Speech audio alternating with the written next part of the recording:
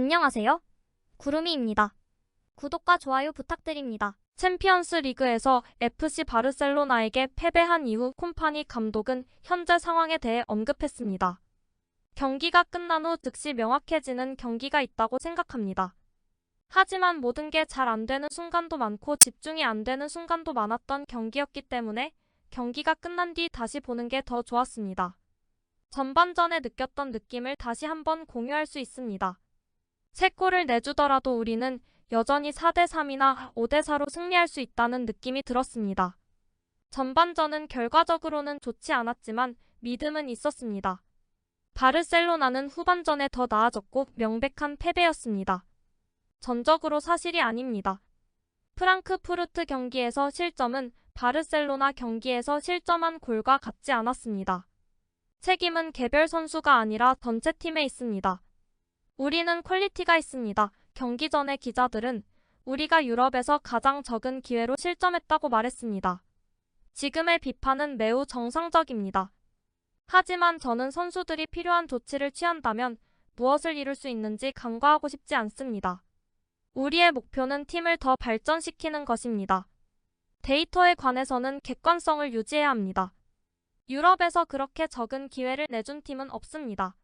그리고 우리는 프랑크푸르트, 레버쿠젠, 슈투트가르트와 같은 강력한 상대와 경기를 했습니다. 팀은 이런 순간을 통해 일하고 배웁니다. 모든 것이 완벽하지 않은 것은 당연한 일입니다. 우리는 지난 시즌에도 우승하지 못했습니다. 미래의 해결책을 찾을 수 있는 기반이 있습니까? 선수들이 계속해서 힘을 합친다면 그렇게 할 것입니다. 때때로 그들이 어떻게 달리고 싸우고 함께 플레이하는지 있기도 합니다. 하지만 항상 기회가 있을 것입니다. 저는 팀을 전적으로 확신합니다. 콤파니 감독은 리그에서의 패배는 없지만 현재가 가장 위험한 고비입니다. 바이에른 뮌헨 내부 갈등이 시작되고 있는데 바로 감독의 하이라인을 놓고 논쟁이 가열되고 있기 때문입니다. 클럽의 고위층 사이에서는 빈센트 콤파니의 위험한 플레이 스타일, 특히 큰 경기에서의 플레이 스타일에 대한 논쟁이 있었습니다. 그들은 이런 식으로는 계속될 수 없다고 말하고 있습니다. 한편 맥스 에벨은 콤파니를 변호하고 있는데 콤파니를 데려온 사람이기 자신이기 때문입니다. 콤파니 감독은 벌리를 프리미어로 끌어올렸지만 바로 강등되기도 했고 바이에른에서는 시즌을 인상적으로 시작했습니다. 모두가 모든 경기의 승리를 당연하다고 생각하는 것은 비현실적이지만 수뇌부가 격해진 이유 중 하나는 한지 플릭 때문입니다. 에벨은 플릭 감독을 최종 결정에서 선택하지 않기로 결정했는데 바이에른을 무너뜨리는 데 핵심적인 역할을 했기 때문입니다.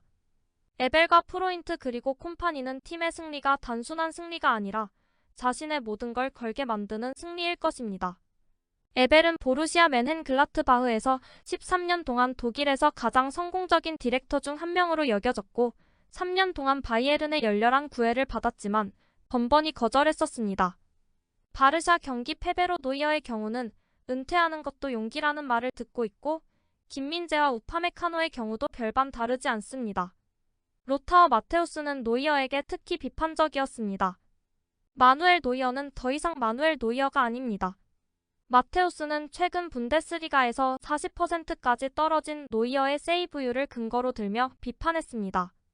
김민재와 우파메카노의 경우는 다가오는 여름에 매물로 나올 조나단 타와 바르샤의 아라우조 얘기가 나오고 있습니다. 바이에른은 이미 적극적으로 다른 중앙 수비수를 찾고 있습니다. 장기적으로 이 포지션에서 필요한 안정성과 일정 수준의 리더십을 모두 제공할 선수를 영입하는 것이 목표입니다. 특히 FC 바르셀로나를 상대로 바이에른 수비진은 이런 모습이 부족했습니다. 팬들 중 거의 대부분이 콤파니가 높은 라인을 유지하려면 보완이 필요하다고 하며 김민재에겐 이번 시즌이 매우 중요할 것 같네요. 일관성이 없고 단기적인 성공에만 집중하기 때문에 상황이 끊임없이 변한다면 아무 소용이 없습니다. 장기적인 성공을 위한 전략은 거의 또는 전혀 없습니다.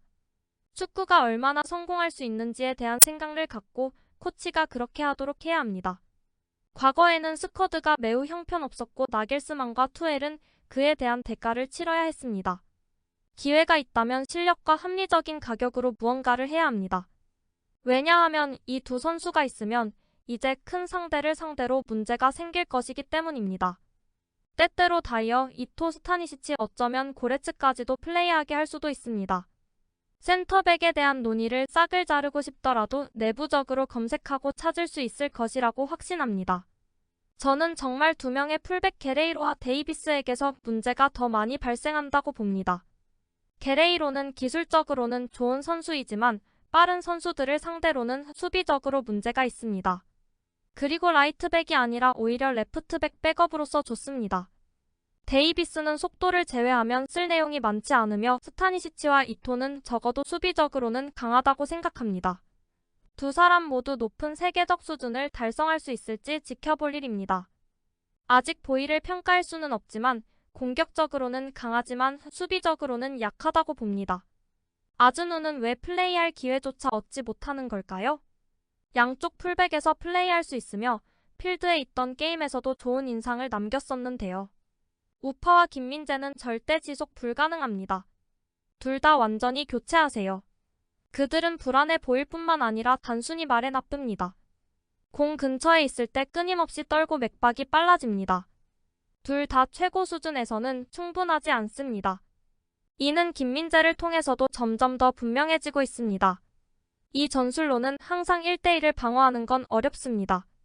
그렇긴 하지만 두 선수 모두 이 수준에서는 감당할 수 없는 노골적인 실수를 계속 저지르고 있습니다. 특히 김민재의 포지셔닝은 종종 치명적입니다. 투엘은 이미 그에 대해 비판했습니다. 그리고 콤파니와 완전히 다른 방식으로 플레이했습니다. 수비수에게 1억 유로를 더 써야 하나요? 감독님도 수비수 출신이신데 이해가 안 돼요. 빠른 공격수 때문에 전술이 한계에 도달했다는 걸 깨달아야 합니다. 연관성을 인식하고 평가하려면 단순히 포퓰리즘적인 문구를 사용하는 것이 아니라 축구에 대한 어느 정도의 지식이 있어야 합니다. 전체 팀의 전술적 방향은 게임 과정을 담당합니다. 콤파니와 같은 공격적인 접근 방식에서는 모든 프로세스가 세심하게 맞지 않으면 실수가 발생하기 마련입니다. 그리고 선수가 높은 곳에서 움직이면 수비진이 이를 대처해야 하며 최고의 공격 선수가 빠른 속도로 달려갈 수 있다면 전 세계 어떤 수비 선수도 막기가 어렵습니다. 우리 노이어는 공 한두 개를 막을 수도 있었습니다. 그리고 사람들이 또 화를 내기 전에 말씀드리자면 저는 모든 사람에 대해 글을 쓰는 것이 아닙니다. 높은 압력을 가하면 두 센터백 뒤에 분명히 너무 큰 공간이 생기고 문제는 현재 우리 골문을 향한 모든 슛이 히트인 것처럼 느껴집니다. 흥미롭고 공격적인 축구를 계속해서 보고 싶다면 이 비율을 위해 적극적으로 노력해야 합니다. 그리고 이는 골키퍼에게도 적용됩니다. 민재는 깊은 수비를 하는 팀에서 정말 잘했습니다. 아마도 높은 수비에 익숙한 선수를 데려오는 것을 생각했어야 했을 것입니다. 나에게 이번 시즌은 김민재에게 진실의 시즌이 될 것이라 봅니다. 그는 세리에 A 최고의 수비수라는 확실한 자질을 갖고 있지만 필요한 만큼 변덕스러운 선수는 아닐 수도 있습니다. 지금의 전술을 사용하려면 중앙 미드필더와 수비진에 전술적으로 훈련된 매우 지능적인 선수들이 필요합니다. 분명히 바이에른의 경우는 그렇지 않습니다. 문제는 코치가 역프레싱의 공에 대한 개념을 어떻게 생각하는가입니다. 그런 식으로 플레이하면 상대방보다 더 많은 골을 넣거나 패배하게 됩니다. 플릭은 바르샤에서 상황이 다르게 이루어질 수 있음을 보여주었고 그에게는 이에 맞는 선수도 있습니다. 김민재와 우파는 유럽 최고의 센터백은 아니지만 내 생각에는 여전히 최고의 중앙 수비수입니다.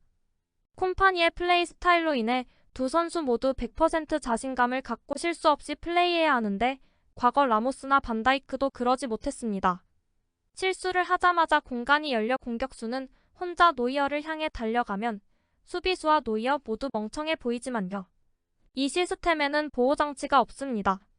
프랑크푸르트, 바르샤를 상대로 실점은 롱볼에서만 나왔습니다. 슛을 허용하는 횟수는 적지만 슛을 하게 되면 공격수가 혼자 골문을 향해 달려가기 때문에 대개 100% 찬스가 나옵니다. 콤파니는 시스템을 바꿔야 해요. 그렇지 않으면 어려울 거예요. 구독과 좋아요는 제작하는 데 큰 힘이 됩니다. 감사합니다. 다음에 또 보아요.